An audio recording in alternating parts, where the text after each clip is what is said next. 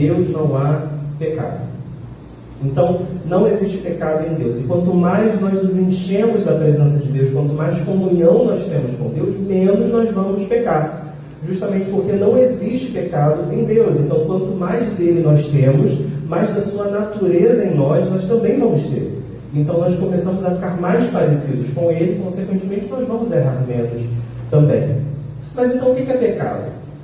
Então, eu queria fazer algumas considerações sobre o que é pecado antes da gente avançar nesse texto. Pecado é falhar na obediência à lei de Deus. Ou, de uma forma até mais simples, é um crime espiritual, né? Pecado é você falhar em relação às suas ações, os seus pensamentos, ou em relação à sua moralidade. E antes, nós éramos pecadores por natureza. Então, o pecado ele não é só aquilo que você faz ou que você pensa, ele pode ser uma essência. O pecado ele pode ser a essência de alguém. Paulo ele vai falar sobre isso, do pecado como uma natureza, em Romanos 5,8. Ele fala: Cristo morreu por nós quando ainda éramos pecadores. Não é que a gente deixou de ser, mas antes o pecado era a nossa definição, era quem nós éramos pecado em essência. Mas quando Cristo alcança a nossa vida, o pecado não pode ser mais a definição de quem a gente é.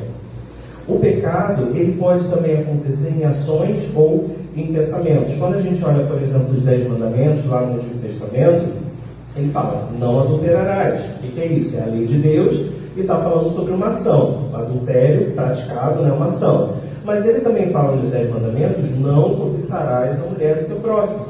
O que é a cobiça? É algo no campo das ideias, é um desejo, é uma coisa preliminar. Você não chegou a fazer nada ainda em relação a isso, mas também é pecado. Então o pecado ele tem a ver com o que você pratica, com o que você pensa, o que você sente. Então o pecado ele tem esse poder de infiltrar em várias áreas da nossa vida. Ele contamina várias áreas do nosso coração.